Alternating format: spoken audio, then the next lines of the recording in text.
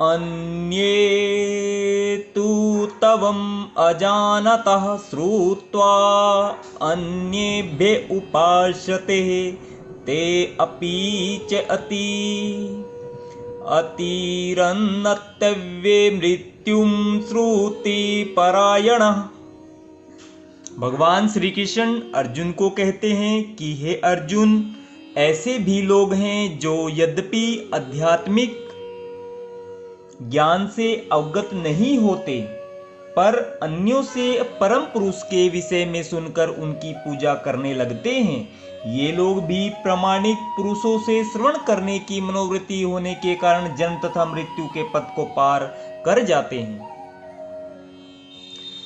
तात्पर्य, यह श्लोक आधुनिक समाज पर विशेष रूप से लागू होता है, क्योंकि आधुनिक समाज में आध्यात्मिक विषयों की शिक्षा नहीं दी जाती।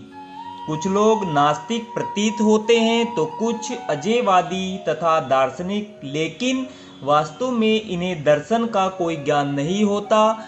जहाँ तक सामान्य व्यक्ति की बात है, यदि वह पुण्यात्मा है तो श्रवण द्वारा प्रगति कर सकता है। यह श्रवण विधि अत्यंत महत्वपूर्ण है। आधुनिक जगत में कृष्ण भावनामृत का उपदेश करने वाले भगवान चैतन्य ने श्रवण पर अत्यधिक बल दिया था, क्योंकि यदि सामान्य व्यक्ति प्रामाणिक स्रोतों से केवल श्रवण करे तो वह प्रगति कर सकता है। विशेषतया चैतन्य महाप्रभु के अनुसार यदि वह हरे कृष्ण कृष्ण कृष्ण हरे हरे, हरे राम राम राम हरे हरे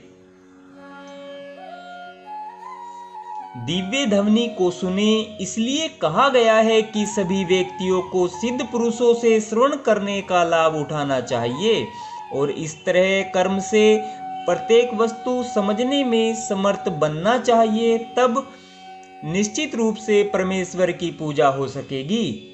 भगवान चैतन्य महाप्रभु ने कहा है कि इस युग में मनुष्य को अपना पद बदलने की आवश्यकता नहीं है, अपितु उसे चाहिए कि वह मनोधार्मिक तर्क द्वारा परम सत्य को समझने के प्रयास को त्याग दें। उसे उन व्यक्तियों का दास बनना चाहिए जिन्हें परमेश्वर का ज्ञान है। यदि कोई इतना भाग्यशाली हुआ कि उसे शुद्ध भक्त की शरण मिल सके और वह उससे आत्म साक्षात्कार के विषय में श्रवण करके उसके पद चिन्हों पर चल सके, तो उसे कर्म से शुद्ध भक्त का पद प्राप्त हो जाता है।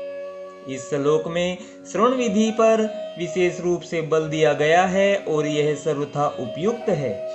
यद्यपि सामान्य व्यक्ति तथाकथित दार्शनिकों की भांति प्राय समर्थ नहीं होता, लेकिन प्रामाणिक व्यक्ति से श्रद्धा पूर्वक श्रवण करने से इस भवसागर को पार करके भगवत धाम वापस जाने में उसे सहायता मिलेगी। 27वां श्लोक। यावत् संजायते किंचित सत्तवं स्थावर जंगमं क्षेत्र क्षेत्रज्ञ संयोगात विधि भरत वर्षभ।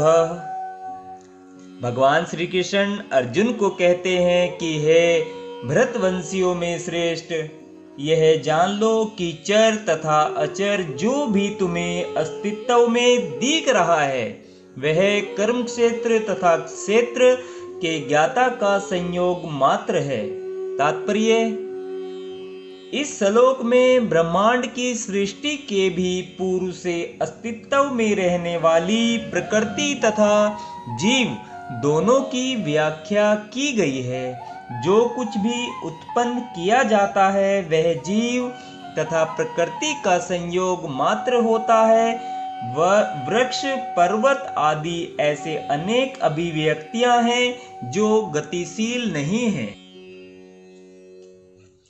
इनके साथ ही ऐसी अनेक वस्तुएं हैं जो गतिशील है और ये सब भौतिक प्रकृति तथा परा प्रकृति अर्थात जीव के संयोग मात्र है। परा प्रकृति जीव के स्पर्श के बिना कुछ भी उत्पन्न नहीं हो सकता। भौतिक प्रकृति तथा आध्यात्मिक प्रकृति का संबंध निरंतर चल रहा है और यह संयोग परमेश्वर द्वारा संपन्न कराया जाता है। अतएव वे ही परा तथा अपरा प्रकृतियों के नियामक है। अपरा प्रकृति उनके द्वारा सृष्ट है और परा प्रकृति उस अपरा प्रकृति में रखी जाती है। इस प्रकार सारे कार्य तथा अभिव्यक्तियां घटित होती हैं। राधे राधे भक्तजनों, राधे राधे। जय श्री कृष्णा। आज हमने श्रीमद् भगवत गीता के अध्याय 13 के श्लोक नंबर 26 और 27 का आनंद लिया है। कल हम 28वें और 29वें श्लोक का आनंद लेंगे। राधे राधे।